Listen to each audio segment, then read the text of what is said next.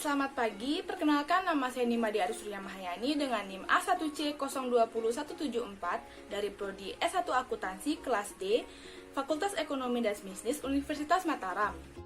Tujuan saya membuat video ini yaitu untuk mengerjakan ujian akhir semester kewirausahaan, yaitu perencanaan usaha. Di mana usaha yang saya rencanakan dengan kelompok saya di sini yaitu menjual pakaian bekas import. Nah, di sini ada gambaran umum perusahaan, di mana usaha ini diberi nama Thrift with Day yang bergerak dalam usaha penjualan pakaian bekas impor seperti baju, celana, jaket, dan lain-lainnya. Thrift with Day ini merupakan salah satu outlet pakaian yang menjual berbagai jenis dan model pakaian bekas. Nah, pada awalnya usaha ini hanya dilakukan melalui online marketing dan hanya dengan beberapa jenis pakaian bekas saja. Tetapi semakin lama, Thrift with Day ini ingin mengembangkan bisnis usaha dengan membuka suatu outlet untuk offline store-nya. Nah, lokasinya pun di sini sangat strategis, yaitu di pusat tengah-tengah kota, yaitu di Jalan Sriwijaya. Selanjutnya ada aspek-aspek. Di sini yang pertama yaitu aspek pemasaran. Yang A, peluang pasar, di mana berbeda dengan peluang usaha, barang thrift import yang membedakan adalah masih sedikitnya orang yang menjual barang dengan harga terjangkau. Nah, di sini untuk memulai usaha bisnis ini kita memerlukan modal yang kecil saja. Tentunya di sini kita tidak memproduksi barang sendiri, melainkan kita mengambil dari distributor. Selanjutnya, analisis persaingan. Di sini kita menggunakan metode SWOT. Yang pertama, strength atau kekuatan, yaitu barang thrift import sangat diminati berbagai kalangan, dari yang muda sampai dengan yang tua, laki-laki maupun perempuan. Lalu, mempertahankan kondisi barang. Yang ketiga, proses pembelian yang mudah bisa dilakukan secara online atau offline. Selanjutnya, harganya yang relatif terjangkau. Yang terakhir yaitu belum terlalu banyak pesaing daerah di Mataram. Lalu, weakness atau kelemahannya, di sini ada minat pembelian bisa menurun bila ada usaha yang sama dengan kita melakukan penipuan. Selanjutnya, pengiriman bisa saja rusak oleh pihak ketiga dalam hal ini, yaitu jasa ekspedisi untuk pembelian online. Selanjutnya, opportunities atau peluang. Di sini target pasarnya itu sangat meyakinkan.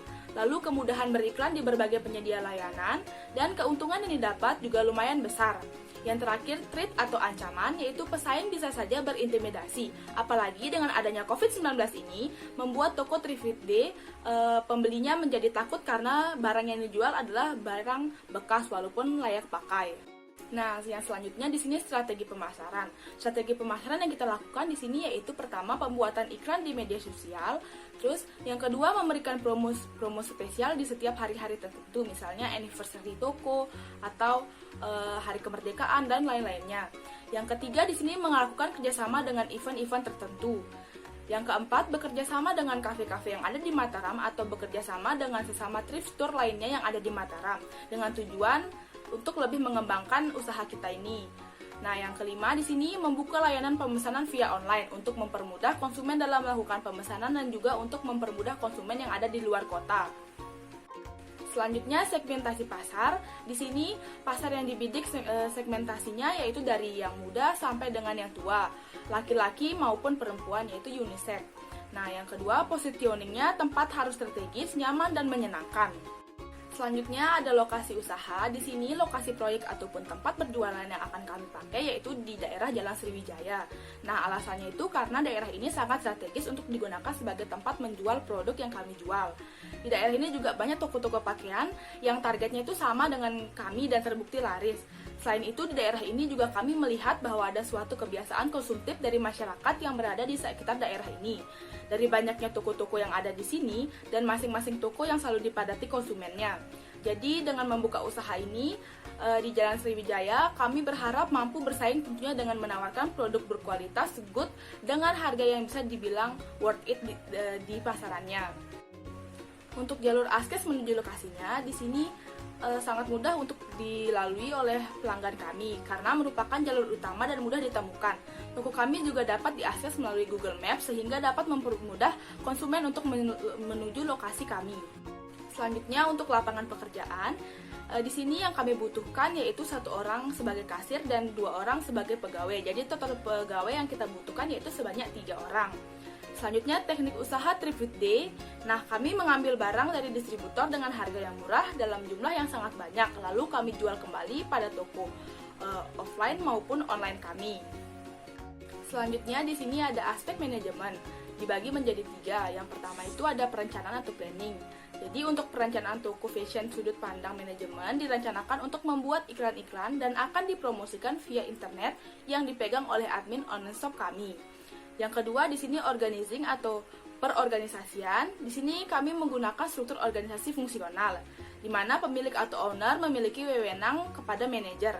Nah, Trifid Day ini memakai struktur organisasi ini karena bentuk usahanya masih baru dan jumlah karyawannya pun tidak banyak, di mana tenaga kerja di Thrift Shop ini ada 3, yaitu 1 orang kasir dan 2 orang pegawai. Selanjutnya yang ketiga, yaitu pengawasan atau controlling. Nah, dalam pengarahan karyawannya dilakukan pada awal kegiatan atau praoperasi. Hal ini dilakukan untuk mempermudah koordinasi dan menjalankan tugas masing-masing. Di sini maksudnya koordinasi, yaitu koordinasi adalah pemilik dengan pegawai. Selanjutnya di sini ada aspek sumber daya manusia, dibagi menjadi 3. Yang pertama, perencanaan sumber daya manusia. Nah, pada tahap awal ini jumlah tenaga kerja yang kami rencanakan adalah sebanyak 3 orang. Lalu yang kedua ada kompensasi, di mana besarnya kompensasi adalah sebesar 5% dari laba yang kita peroleh. Yang ketiga, keselamatan kerja. Nah, program 10 kerja yang diberikan adalah dengan memberi waktu libur selama 1 hari kepada karyawan setiap minggunya. Lalu ada aspek ekonomi, sosial, dan politik. Yang pertama aspek sosial, yaitu pendirian usaha Trifid Day ini akan membawa aktivitas secara khusus terhadap struktur ekonomi masyarakat di lingkungan pendirian usaha ini. Nah, yang kedua ada aspek sosial.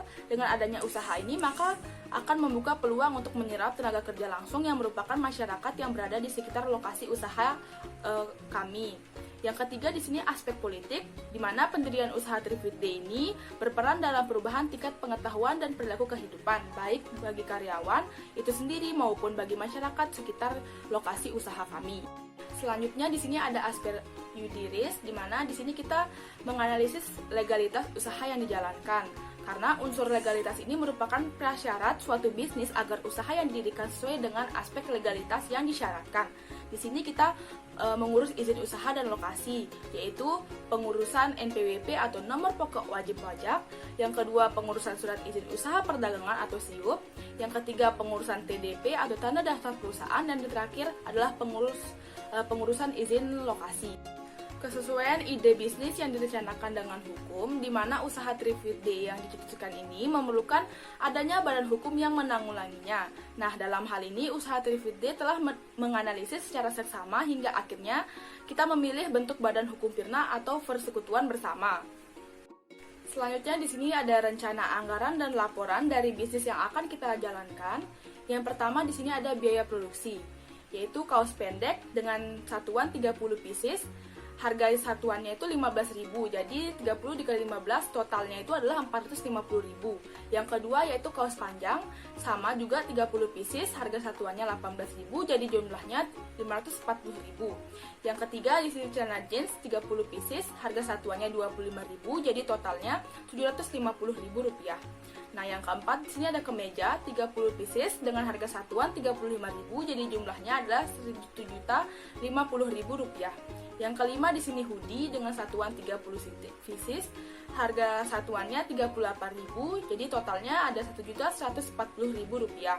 Jadi subtotal dari biaya produksi ini adalah 3.930.000 rupiah. Nah, yang kedua di sini ada peralatan usaha. Yang pertama meja kasir dengan kursinya, yaitu satu set dengan harga 650.000 rupiah. Yang kedua gantungan pakaian atau kita sebut hanger, yaitu kita beli di sini 12 lusin dengan harga satuan per lusinnya 20.000, jadi totalnya ada 240.000. Yang ketiga di sini ada gawangan pakaian, yaitu kita membeli 3 unit dengan harga satu unitnya itu 150.000, jadi totalnya 450.000. Dan yang keempat ada patung pakaian, di sini kita membeli 2 unit dengan harga per unitnya adalah 100.000, jadi jumlahnya adalah 200.000. Jadi subtotal untuk peralatan usaha di sini adalah 1.540.000. Selanjutnya yang ketiga di sini yaitu biaya operasional. Yang pertama yaitu X banner dan banner. Di sini kita membeli satu set dengan harga 100.000 rupiah. Yang kedua plastik pembungkus pakaian. Di sini kita membeli 3 pack dengan harga satuannya 10.000, jadi totalnya adalah 30.000. Yang ketiga hang tag label pakaian. Di sini kita membeli 150 pieces dengan harga satuannya 100 rupiah, jadi totalnya adalah 15.000 rupiah. Yang keempat, di sini sewa lokasi usaha dan listrik per bulannya yaitu Rp200.000. Yang kelima, transportasi distribusi dan pengiriman di sini untuk 1 bulan yaitu Rp150.000. Yang keenam yaitu tenaga kerja, ada 3 orang, 1 bulannya itu Rp500.000. Jadi totalnya itu Rp1.500.000.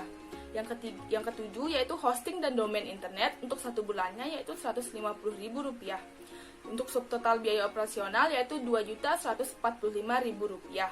Nah, untuk seluruh total anggaran biayanya ini ada Rp7.615.000.